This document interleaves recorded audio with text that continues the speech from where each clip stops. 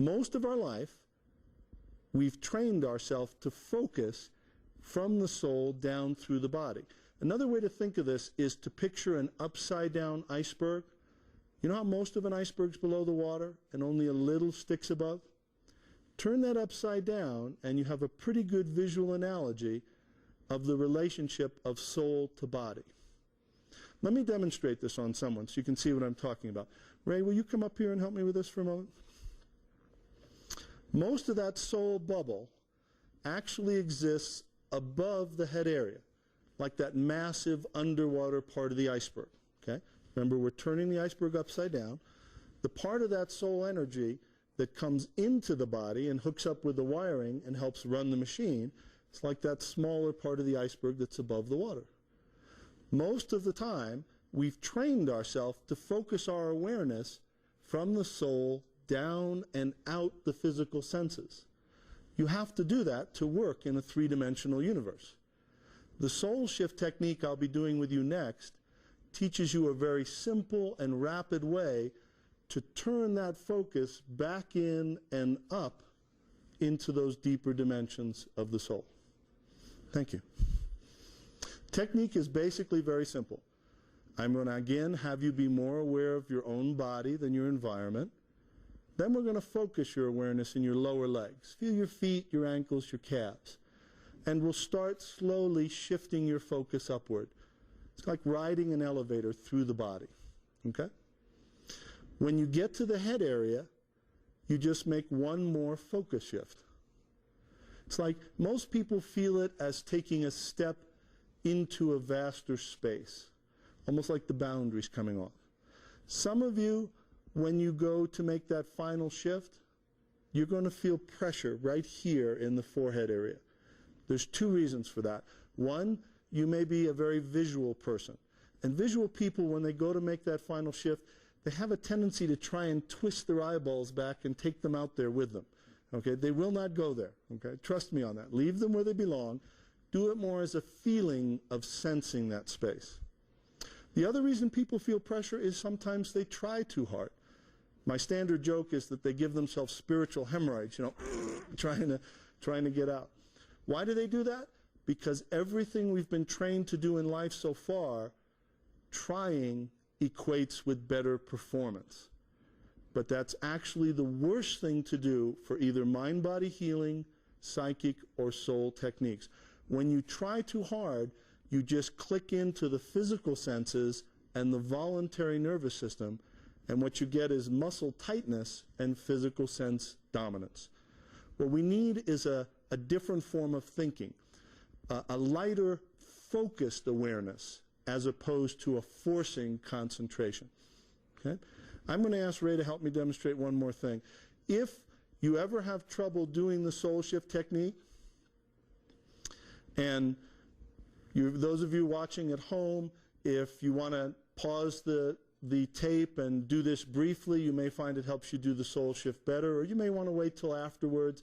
You may do the soul shift fine without it. But this is just a simple warm-up technique to give you a feel for how to shift without straining. If I hold my hand in front of your face and you're aware of it, feel how that keeps your attention right at eye level? If instead I put my hand in that soul area and you just try and sense where my hand is, do you feel how that pulls your attention up? Yeah. But you're not having to strain, right? No. This warm-up technique is designed to just show you how you can attend up without forcing, without, you know, that. Now, if you've done a lot of meditation, you probably won't need this warm-up technique. If this is new to you, pause the tape at this point. Do it with a partner briefly. Okay? Thank you. And it's not a psychic technique.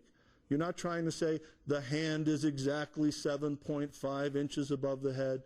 You're more just sensing how you can attend upward without straining. Some of you won't even feel the difference until I bring you back. Notice when you come back how the head feels tighter compared to that open space. Okay? All right. Now this is it. You can only do this soul shift with me here in the room today, so you have to do it perfect. Is that right? No. Once you learn this pathway, you own it for the rest of your life. So make it an adventure. When you get up there, see how far you can stretch. See if you can sense into the corners of the room or even beyond the room. If a noise distracts you, great. Use the noise to see if you can stretch and sense where it's coming from. All right? But just see what you experience. Make it an adventure. Go ahead and take a deep breath. Blow it out, relax, and close your eyes. As you close your eyes, just start to be more aware of your own body than your environment. Just kind of sense your own bubble of space, and then focus your awareness more in your lower legs. Feel your feet, your ankles, your calves, and just start to shift your focus upward. Feel your knees, your thighs, just like riding an elevator through the body. Feel your hips, waist, all of your awareness shifting up through your chest, shoulders, all of your awareness shifting up to the head area, getting ready to make that final shift, up, out, and let the boundaries come off. Make that shift. Just release and explore. See how far you can stretch. See if you can sense into the corners of the room, or even beyond the room.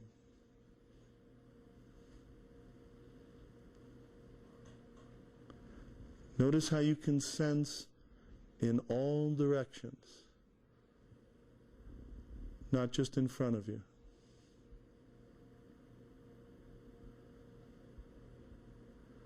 And just notice how that part of you feels more peaceful, more timeless. And know you can tap this part of yourself at any time. Get one last experience, and get ready to shift your focus back into the head area. All of your awareness just above the head. And make that shift. Bring your awareness into the head area. Feel your eyes, your ears, your nose. Note the difference in feel, the tightness, compared to that open space. Start to become aware of your arms, your legs. And then just gently start to wiggle your fingers or tap your toes into the ground to bring yourself fully back. And when you feel comfortable, go ahead and gently open your eyes. Okay. Now, before you move too much, again, how did that feel? Feels good, doesn't it? As a minimum, this is another incredibly powerful stress reduction exercise. When you know how to do the soul shift well, you can drop your blood pressure 10 to 20 points just like that. This stress reduction stuff is crucial not only for spirituality but for health and well-being. Stress and tension aren't bad. We need a certain amount of stress and tension to keep the body vital. What kills us is tension retention. You get wound up and you don't know how to let it go. Okay? Also, this technique can help you with power napping. Have you heard all the things on TV about the importance of taking naps and that the vast majority of our country is sleep deprived? They've now proven that sleep deprivation actually ages you, aside from making your life miserable.